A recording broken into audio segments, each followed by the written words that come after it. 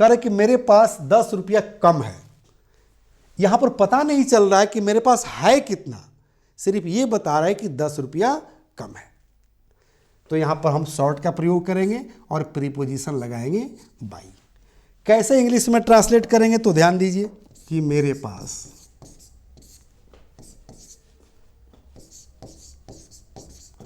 10 रुपया कम है। गौर कीजिएगा दोनों सेंटेंसेस पर। जब दोनों सेंटेंसेस पर गौर कीजिएगा तो आपको एक समान दिखेगा। जैसे कह रहा है ना कि मेरे पास लगा है, सेकंड सेंटेंस में कह रहा है कि मेरे पास, यहां भी पास लगा हुआ है, लेकिन दोनों सेंटेंस का इंग्लिश बनावट बिल्कुल अलग अलग होगा। पता है क्यों? क्योंकि यहां पर कह रहे कि मेरे पास 10 रुपया है, यानी कि 10 रुपया पर मेरा अधिकार है, यह कंफर्म हो गया, पता चल रहा है। लेकिन सेकंड सेंटेंस में कह रहे कि मेरे पास 10 रुपया कम है। अब यह पता नहीं चल रहा है कि मेरे पास है कितना, सिर्फ यह पता चल रहा है कि मेरे पास 10 रुपया कम है। तो दोनों का बनावट अलग होगा, स्ट्रक्चर अलग होगा। कैसे बनेगा तो ध्यान दीजिएगा। चूंकि यहां कंफर्म हो गया कि मेरे पास 10 रुपया है, तो यहां पर जो है अकॉर्डिंग टू सब्जेक्ट हैज और हैव का प्रयोग होगा। किसका प्रयोग होगा? हैज और हैव का प्रयोग होगा। जैसे हम लोग पहले पढ़ चुके हैं कि मेरे पास एक किताब है, तो कंफर्म हो गया कि एक किताब है, लेकिन इसी को कह दिया जाए कि मेरे पास एक किताब कम है। अब कितना किताब है ये पता नहीं चल रहा है। ओके, जैसे सेकेंड सेंटेंस में कह रहे कि मेरे पास 10 रुपया कम है, अब ये पता नहीं चल रहा है कि मेरे पास है कितना। ओके, तो मेरे पास एक किताब है तो हम पढ़ाए थे कि आई हैव अ बुक। मेरे पास एक मकान है, आई हैव अ हाउस। मुझे एक भाई है, आई हैव अ ब्रदर। मुझे एक बहन है, आई हैव अ सिस्टर। ये हम लोग पढ़ चुके हैं। चूंकि हैव से ऑनरशिप का बोध होता है, लेकिन यहाँ करें कि मेरे पास 10 रुपया कम है, यहाँ ऑनरशिप का बोध नहीं हो रहा है। ओके, इसलिए यहाँ पर क्या करेंगे? अकॉर्डिंग टू टेंस, चूंकि यहाँ पर है लगा है ना, तो टेंस के अनुसार इज आ एम। नॉट की आवश्यकता पड़ेगी तो इसके बाद हम नॉट भी लगा देंगे कि कहा जाए कि मेरे पास 10 रुपया कम नहीं है, मेरे पास 100 रुपया कम नहीं है, तो नॉट की आवश्यकता पड़ेगी ना, तो ये एक्जुअली वर्ब है, इसके तुरंत बाद हम नॉट लगा देंगे। ओके, और यहां पर हम लगाएंगे बाबू शॉर्ट। और वही ज्यादा रहे कि मेरे पास 10 रुपया ज्यादा है, तो भी पता नहीं चल रहा है कि मेरे पास है कितना, सिर्फ करे कि 10 रुपया ज्यादा है। मेरे पास 100 रुपया ज्यादा है, मेरे पास 500 रुपया ज्यादा है। तो जब ज्यादा कहे या कम कहे, बस क्या लगाएंगे? ज्यादा कहेगा तो एक्सेस लगाएंगे और कम कहेगा तो शॉर्ट लगाएंगे। बताएंगे, अभी बताएंगे, घबराना बिल्कुल नहीं है। क्योंकि मैं पेशे से राइटर हूं, स्पोकन, ग्रामर, ट्रांसलेशन की बहुत सारी पुस्तकें मैंने लिखी है। जैसे अभी अभी मार्केट में मेरी जो है लंच की है ये स्पोकन का किट, ध्यान दीजिएगा। धारा प्रवाह अंग्रेजी बोलना सीखे, ABBC spoken plus grammar kit, 5 books, देख रहे हैं ना, 0 to हीरो, पुस्तकें नहीं अंग्रेजी सिखाने का जादू है, ऑर्डर राइट नाउ और कॉन्टेक्ट नंबर। इसमें 5 किताब है जो स्पोकन का कंप्लीट कोर्स है। ओके, पहली किताब है वो नर्सरी से UKG तक, दूसरी किताब है 1 से 5, तीसरी किताब है 5 से 8, चौथी किताब है 8 से 10 और 5वीं किताब है 10 से 12 तक के बच्चों के लिए, जो स्पोकन नहीं बल्कि आपको अखबार पढ़ना सिखाती है। ओके, यही नहीं, ये भी मेरी ही लिखी हुई किताब है बाबू, देख रहे हैं ना, और ये देख रहे हैं ना, लगभग 12-13 किताब है ये। यानी कि स्पोकन ग्रामर और ट्रांसलेशन की मैं 15-16 पुस्तकें लिख चुका हूं। So this is my personal experience कि बच्चों को स्पोकन कैसे सिखाना है, ग्रामर कैसे सिखाना है, ट्रांसलेशन कैसे सिखाना है, जनरल ग्रामर कैसे सिखाना है और कॉम्पिटिटिव ग्रामर कैसे सिखाना है। ओके, और ग्रामर पर कमांड करने के लिए बहुत सारे मैंने पोएम लिखा है, यानी कि कविता लिखा है, बहुत सारे ट्रिक मैंने लिखा है। जैसे अगर द का प्रयोग आपको पढ़ना हो तो मेरा एक कविता याद रख लीजिएगा कि पाटी, पुस्तक, सरिता, सवारी, पत्र, पत्रिका, मकान, दुकानदारी, पदवी, सैनिक, बाजा, जाति, दिशा, रेट, अंग और द को लगावे सुपरलेटिव के संग। अब अगर कोई आपसे पूछता है कि द का प्रयोग कहाँ कहाँ होता है तो भटकना नहीं है, इस कविता को याद कर लीजिए। जो मैंने अभी कविता बता रहा था कि पाटी, पुस्तक, सरिता, सवारी, पत्र, पत्रिका, मकान, दुकानदारी, पदवी, सैनिक, बाजा, जाति, दिशा, रेट, अंग और द को लगावे सुपरलेटिव के संग। बस इस कविता का भावार्थ समझ लीजिएगा, द का 80% प्रयोग खत्म। उसी तरह से ग्रामर का हर चैप्टर पर आपको ट्रिक और पोएम मिलेगा, जो ग्रामर पढ़ने में आपको इंटरेस्ट भी आएगा, मज़ा भी आएगा, मस्ती भी आएगा और मस्ती में सीखेंगे ग्रामर। ओके, आप जुड़े रहिए। मैं पेशे से राइटर हूँ, ऑथर हूँ और मैं आपसे मिलूँगा कहाँ, अभी इस चैप्टर को क्लियर करने के बाद मैं बता दूंगा कि मेरे चैनल का नाम क्या है और मेरे ऐप का नाम क्या है। ओके, जुड़े रहिए हमसे। चलिए, तो हम लोग सीख रहे थे कि मेरे पास 10 रुपया है, यानी कि ऑनरशिप हो गया, जहां हम हैज हैव का प्रयोग करेंगे अकॉर्डिंग टू जी सब्जेक्ट। उसके बाद करें कि मेरे पास 10 रुपया कम है। यहां पर पता नहीं चल रहा है कि मेरे पास है कितना, सिर्फ ये बता रहा है कि 10 रुपया कम है। तो यहां पर हम शॉर्ट का प्रयोग करेंगे और प्रीपोजिशन लगाएंगे बाई।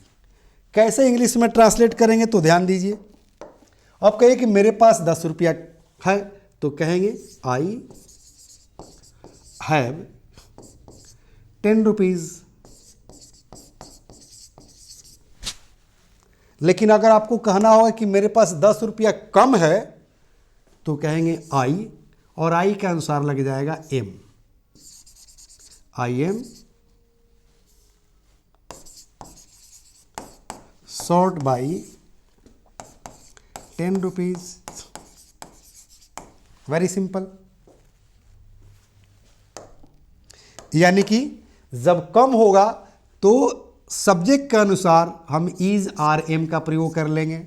अगर प्रेजेंट टेंस में होगा तो उसके बाद शॉर्ट बाई का प्रयोग करेंगे, जो अमाउंट है उसको जो है जिक्र कर देंगे, जो संख्या होगा उसको जिक्र कर देंगे। जैसे मेरे पास एक किताब कम है तो क्या कहेंगे, I am short by 1 book. मेरे पास 2 किताब कम है तो I am short by 2 books. मेरे पास 2 कलम कम है तो I am short by 2 pens. लेकिन यही कहा जाए कि मेरे पास 2 कलम है, तब यहां पर चले आएंगे कि आई हैव 2 पेन्स। उसी तरह से आइए जो हम लोग सेकंड एग्जाम्पल देखते हैं, यानी कि सेकंड सेंटेंस देखते हैं। क्योंकि जितने आप प्रैक्टिस कीजिएगा उतना ही आपका एक्सपीरियंस बढ़ेगा, इंग्लिश बोलने की क्षमता बढ़ेगी, ट्रांसलेशन बनाने की क्षमता बढ़ेगी और डिफरेंसेस समझ में आएगा। ओके, जैसे कहा जाए कि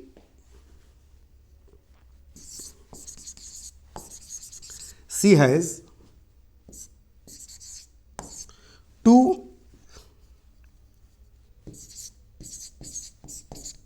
बुक्स। इसका मतलब हुआ कि उसके पास 2 पुस्तकें हैं। किसी महिला को हम कह रहे हैं, चूंकि सी लगा रहे हैं, लेकिन वही अगर कह दिया जाए कि C is short by 2 books, यानी कि उसके पास 2 पुस्तकें कम है।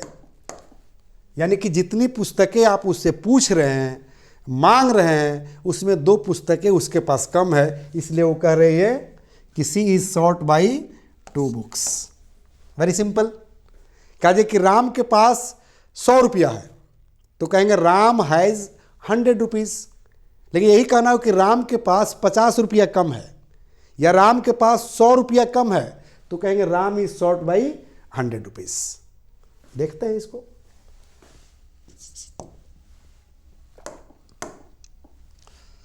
Sentence number 3, Ram has 100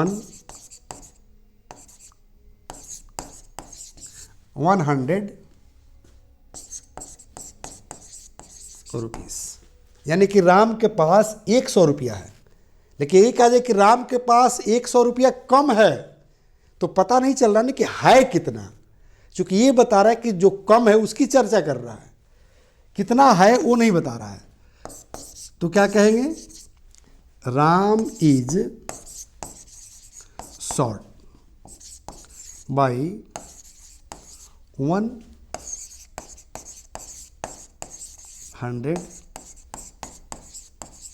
rupees. इसका मतलब है कि राम के पास 100 रुपया कम है, चूंकि शॉर्ट बाई लग गया, कितना है ये पता नहीं है, सिर्फ ये पता चल रहा है कि 100 रुपया कम है। जैसे सपोज आपसे कोई कहे कि मेरे पास 5 रुपया कम है, उसके पास है कितने ये पता चल रहा है, नहीं पता चल रहा है। लेकिन कोई कहे कि मेरे पास 5 रुपया है, तो पता चल रहा है ना कि कितना पैसा है उसके पास। तो हैव से ऑनरशिप का बोध होता है। जो आपके पास है, पता चल रहा है कि मेरे पास 100 रुपया है, मेरे पास 200 रुपया है, मेरे पास 1 लाख रुपया है, मेरे पास 1 करोड़ रुपया है, मेरे पास 1 मिलियन रुपया है, तो यहाँ पर हम हैव का प्रयोग करते हैं। लेकिन यही कहा जाए कि मेरे पास 2 रुपया कम है, मेरे पास 50 पैसा कम है, मेरे पास 1 लाख कम है, मेरे पास 1000 कम है, 1 करोड़ कम है, तो यहाँ पर हम टेंस के अनुसार इज आर एम का प्रयोग करेंगे, उसके बाद शॉर्ट बाई का प्रयोग करेंगे और बाद में अमाउंट या संख्या जो है उसको हम जिक्र कर देंगे। मेरे ख्याल से सबका कंसेप्ट क्लियर हो गया कि मेरे पास 10 रुपया कम है, यानी कि कम रहे तो कैसे सेंटेंस बोलेंगे इंग्लिश में, और मेरे पास 10 रुपया है तो इंग्लिश में कैसे बोलेंगे। ओके, अब आइए देखते हैं, कहा जाए कि मेरे पास 10 रुपया अधिक है, 10 रुपया ज्यादा है, तब क्या करेंगे। तो याद रखना है, शॉर्ट के जगह पर कर देंगे एक्सेस। एक्सेस मतलब होता है ज्यादा। क्या कहते हैं, तुम बहुत एक्सेस बोल रहे हो, यानी कि तुम बहुत ज्यादा बोल रहे हो, अब बहुत एक्सेस हो गया, अब हम बर्दाश्त नहीं करेंगे। तो एक्सेस मतलब होता है ज्यादा, अधिक। अब आपको इंग्लिश में बोलना होगा कि मेरे पास 10 रुपया अधिक है, मेरे पास 10 रुपया अधिक है। चूंकि कम वाले तो हम लोग पढ़ चुके, यहां पढ़ रहे हैं हम लोग अधिक, एक्सेस। तो मेरे पास 10 रुपया अधिक है, तो कहेंगे I am excess by 10 rupees. यानी कि याद रखना है, कम होगा तो शॉर्ट बाई, और ज्यादा होगा तो एक्सेस बाई, और एक्यूरेट होगा तो हैज और है। ओके, तो I am excess by 10 rupees. अब इसी को ऐसे हमको बोलना होगा, सब्जेक्ट चेंज करके, तो कहेंगे कि C is access by 100 rupees. यानी कि उसके पास 100 रुपया ज़्यादा है, मेरे पास 500 रुपया ज़्यादा है, तो I am excess by 500 rupees. मेरे पास 1 करोड़ रुपया ज़्यादा है, तो I am excess by 1 crore rupees. कोई दिक्कत नहीं है, आसानी से कंसेप्ट समझिए, आसानी से इंग्लिश में बोलना सीखिए। ओके, चलिए, अगर टेंस बदल जाता है तो क्या करेंगे। टेंस बदलने का मतलब, अगर पास्ट टेंस में चला गया कि मेरे पास 10 रुपया था, तो याद रखिएगा जो हैव लगा रहे थे उसके जगह पर हैड लगा दीजिएगा। क्या लगा दीजिएगा, हैड लगा दीजिएगा। कि मेरे पास 10 रुपया था, मेरे पास 50 रुपया था, मेरे पास 100 रुपया था, मेरे पास 1 करोड़ रुपया था। ओके, जैसे मान लीजिए कि आपने कह दिया मेरे पास 10 रुपया था, तो क्या कहेंगे, आई हैड। चूंकि हैड लगाएंगे ना, चूंकि हैड का मतलब होता है था, थे, तो कहेंगे कि आई हैड 10 रुपीज। इसका मतलब हुआ कि मेरे पास 10 रुपया था। लेकिन यही अगर कहना हो आपको कि मेरे पास 10 रुपया कम था। तो जब कम था तो क्या करेंगे, टेंस के अनुसार, चूंकि था आ गया ना, तो यहां पर क्या कर देंगे, वाज या वर लगाएंगे सब्जेक्ट के अनुसार। ओके, उसके बाद क्या करेंगे, सॉर्ट बाई का प्रयोग करेंगे, सॉर्ट बाई। जैसे ये हो गया सेंटेंस नंबर 2। तो मेरे पास 10 रुपया कम था, तो कहेंगे I was short by 10 rupees. इसी का मतलब हुआ कि मेरे पास 10 रुपया कम था। क्योंकि आई के अनुसार वाज लगता है, यानी कि ही सी इट एक नाम और आई आ जाए तो वाज का प्रयोग होता है, बाकी सब के साथ वर का प्रयोग होता है। ओके, तो मेरे पास 10 रुपया कम था, तो कहेंगे I was short by 10 rupees. और यहां क्या कर रहा है कि मेरे पास 10 रुपया था, तो आई हैड 10 रुपीस। चूंकि हैड से क्या पता चलता है, ऑनरशिप का पता चलता है, बीते हुए समय का, पास्ट टाइम का।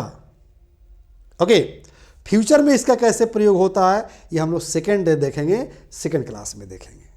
ओके गाइस, मेरे ख्याल से अब आप लोग जो है टेंस के अनुसार प्रेजेंट टेंस, पास्ट टेंस में आप सेंटेंस बना सकते हैं कि मेरे पास 10 रुपया है, मेरे पास 10 रुपया कम है, मेरे पास 10 रुपया था, मेरे पास 10 रुपया कम था, मेरे पास 2 पुस्तकें हैं, मेरे पास 2 पुस्तकें कम है, मेरे पास 2 पुस्तकें थी, मेरे पास 2 पुस्तकें कम थी। अंतर समझ में आ गया है, कंसेप्ट समझ में आ गया है, तो आप आसानी से इस तरह के हिंदी सेंटेंस को इंग्लिश में बोल सकते हैं। अभी मैं प्रोमिस किया था कि मैं मिलूंगा कहा, तो आइए मैं आप लोगों को बता देता हूं कि मेरा आता पता और ट्रेस क्या है। ओके, सो गाइज, ये मेरा मिलने का पता है, English plus by Sanjeev Shivani. Play store पर जाके इसे डाउनलोड कर लीजिए। पर जाइएगा तो आपको बहुत सारे चीज़ें मिलेंगे। फैमिली कोर्स मिलेगा, देखिए लिखा है ना, फैमिली पैक इंग्लिश सीखे, ये कोर्स का नाम है। यूट्यूब पर आते हैं तो भी बहुत सारे कोर्सेज मिलेंगे। यूट्यूब का भी मेरा यही नाम है, English plus by Sanjeev Shivani. Okay, सबसे ज़्यादा जरूरी है ये जान लेना कि इसका नाम जो है फैमिली पैक क्यों है।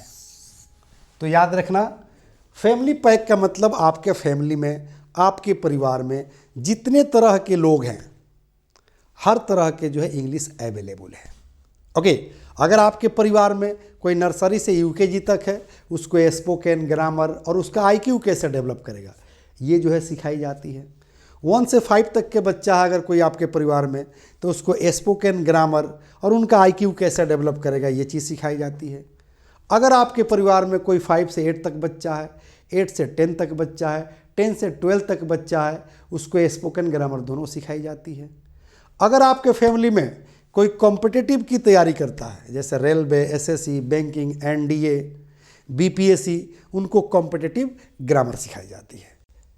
अगर आपके परिवार में कोई जॉब करता है, सर्विस करता है या इंग्लिश स्पोकन सीखकर विदेश जाना चाहता है, उसको भी स्पोकन सिखाई जाती है। इसलिए कोर्स का नाम है फैमिली पैक इंग्लिश सीखे। तो ये मेरा ट्रेस रहा, आता पता रहा मिलने का। यूट्यूब पर आकर सब्सक्राइब कर लीजिए English plus by Sanjeev Shivani को, ताकि हर लेक्चर जो भी मैं अपलोड करूं सबसे पहले आपके पास पहुंचे। ऐप पर आते हैं तो ये सारे कोर्स के साथ साथ आपको 5 किताब भी मिलेगा ई बुक के रूप में, जो मैं आप लोग को ये किट दिखा रहा था। ऐप पर आइएगा ना तो ये किट जो है 5 किताब का है, वो सारा जो है बुक्स अवेलेबल है बिल्कुल फ्री में। 1 रुपया जो है ज्वाइनिंग चार्ज है, एंट्री चार्ज है, 1 रुपया दीजिए, टोटल कोर्स ले लीजिए, 5 किताब ले लीजिए और बिंदास होकर इंग्लिश सीखिए। क्योंकि मैं नारा लगाता हूँ कि अंग्रेजी सबको सिखाना है, रोज़गार सबको दिलाना है, देश का मान बढ़ाना है, यही हमारा नारा है, बस यही हमारा नारा है। ओके, और जो मैं आप लोग को पुस्तक दिखा रहा था, सब पुस्तक यूनिक है, टोटल पुस्तक यूनिक है। जो 5 पुस्तक मैं बता रहा था किट में, वो 5 पुस्तक का ये कवर है, फ्रंट कवर है और बैक कवर है। ये हो गया बुक नंबर 5 का। और बुक नंबर 5 के कवर पर जो है देख रहे हैं ना, ये मैडम जो है अखबार पढ़ रही है, इनका इमेज है। यह स्पष्ट बता रहा है कि यह अखबार पढ़ने के लिए पुस्तक है। देख रहे हैं ना, न्यूज़ हेडलाइंस। और न्यूज़ हेडलाइंस के लिए बहुत ज़्यादा जो है रूल पढ़ने की आवश्यकता नहीं है, मात्र जो है 12 से 13 रूल पढ़ लीजिए। न्यूज़ हेडलाइंस पढ़कर आप आसानी से समझ सकते हैं, मात्र 12 से 13 रूल में। अंदर का जो न्यूज़ प्रिंट रहता है, पब्लिश होता है, उसके लिए यहाँ पर न्यूज़ वर्ड्स जो है बिल्कुल क्लासिफाइड दिया गया है। पॉलिटिक्स का वर्ड अलग मिलेगा, क्राइम का वर्ड अलग मिलेगा, इंटरटेनमेंट का वर्ड अलग मिलेगा, कोर्ट कचहरी वाला वर्ड अलग मिलेगा, बाढ़ का वर्ड अलग मिलेगा, सुखाड़ का अलग मिलेगा। मेरे कहने का मतलब है एकदम बिल्कुल क्लासिफाइड वर्ड मिलेगा, जो आपको इंग्लिश पढ़ने में हेल्प करेगा, इंग्लिश अखबार पढ़कर समझने में हेल्प करेगा। ओके, ये 5वीं नंबर पुस्तक है। उसके बाद जो है ये आ गई बुक नंबर 4, 2 in 1, यानी कि ग्रामर स्पोकन दोनों इसमें आपको मिलेगा। स्पेशली जो है बुक नंबर 4 है ना, स्ट्रक्चर की किताब है, जो अभी स्ट्रक्चर में आप लोग को पढ़ा रहा था। ओके, उसके बाद जो है आपको मिलेगा, चलिए 4 के बाद 2 ओपन हो गया, देख लीजिए 2। उसके बाद 3 और 1 देख लेते हैं। तो 2 में देखिए कह रहे कि 2 in 1 ग्रामर और स्पोकन दोनों है। जैसे यहाँ आर्टिकल है, यहाँ वॉइस है, यानी कि फ्रंट पेज पर, यानी कि कवर के बैक पर, सॉरी, ये फ्रंट हो गया, ये बैक हो गया। बैक कवर पर ही आपको जो है ट्रिक मिलेगा, पोएम मिलेगा। जैसे आर्टिकल पर देख लीजिए, पाठ्य पुस्तक, सरिता, सवारी, पत्र पत्रिका, मकान, दुकानदारी, पदवी, सैनिक, बाजा, जाति, दिशा, रेट, अंग और द को लगावे सुपरलेटिव के संग। इसी को तो मैं आप लोग को बता रहा था अभी कि पाठ्य पुस्तक, सरिता, सवारी, पत्र पत्रिका, मकान, दुकानदारी, पदवी, सैनिक, बाजा, जाति, दिशा, रेट, अंग और द को लगावे सुपरलेटिव के संग। इस कविता का अर्थ समझ लीजिए, आपका 80% जो है द का प्रयोग खत्म हो जाता है। ओके, ए और एन का भी इसी तरह का ट्रिक है। ओमिशन ऑफ ए और एन भी है कि ए और एन का प्रयोग कहाँ कहाँ नहीं करते हैं, बस उस ट्रिक को याद रखना है। जैसे ना भाषा ना खेल, ना प्रॉपर, ना मटेरियल, ना प्लुरल के साथ है ए एन का कोई नाता, किंतु जब उसके बाद नाउन है आता तो बनता है गहरा नाता, बनता है गहरा नाता। ये एक थ्योरी है। जब इस थ्योरी को हम डिफाइन करेंगे तो आपको पता चल जाए कि ए एन का प्रयोग कहाँ कहाँ नहीं करते हैं। ओके, बहरहाल वॉइस पर ध्यान दीजिए। कह रहे कि ऑब्जेक्ट को सब्जेक्ट बनावे, यानी कि एक्टिव वॉइस का कोई सेंटेंस हो तो उसमें ध्यान दीजिएगा, ऑब्जेक्ट को सब्जेक्ट बनावे, जो उसमें ऑब्जेक्ट हो उसको सब्जेक्ट बना दीजिएगा। उसके बाद कह रहे कि सहायक क्रिया को जोड़ दें। अब उसके अनुसार सहायक क्रिया को जोड़ दीजिए, यानी कि एक्जुअली वर्ब को जोड़ दीजिए। उसके बाद कह रहे कि मुख्य क्रिया का तीसरा रूप, यानी कि जो उसका मेन वर्ब होगा, यानी कि एक्शन वर्ब, उसका थर्ड फॉर्म का यूज़ कर दीजिए। उसके बाद करें कि सब्जेक्ट को ऑब्जेक्ट, यानी कि अब जो सब्जेक्ट है उसको ऑब्जेक्ट बना दीजिए, क्योंकि पहले जो ऑब्जेक्ट को सब्जेक्ट बनाया है, और यहाँ करें कि सब्जेक्ट को ऑब्जेक्ट बना दीजिए। जैसे आई है तो मी बना दीजिए, वी है तो अस कर दीजिए, ही है तो हिम कर दीजिए, सी है तो हर कर दीजिए, दे है तो देम कर दीजिए। अगर कोई नाम है प्रॉपर नाउन, जैसे राम या सीता, तो ज्यों का त्यों रख दीजिए। उसको क्या कीजिए, बाई के बाद मोड़ दीजिए। तो कह रहा कि सब्जेक्ट को ऑब्जेक्ट बाई से मोड़ दे, तो बाई के बाद उसको रख दीजिए, आपका पैसिव वॉइस तैयार हो जाएगा। ओके, अगर इसके बावजूद भी आपको लगता है कि इतना डिटेल में समझाने के बाद भी अगर कोई दिक्कत रह जाती है, कोई समस्या आपको होती है, कोई प्रॉब्लम क्रिएट होता है ट्रांसलेशन बनाने में, इंग्लिश बोलने में, इंग्लिश लिखने में, तो डेफिनेटली आप मुझे कॉल करें, लिंक में नंबर दिया गया है। ओके, और घड़ी इशारा कर रही है। अब मैं आप लोगों से विदा लेना चाहूँगा। जय हिंद, जय Bharat. The first step towards achieving your dreams is having the right coach. Get the best education with English Plus by Sanjeev Sivaneer and make your spoken English dreams come true. Download the app now.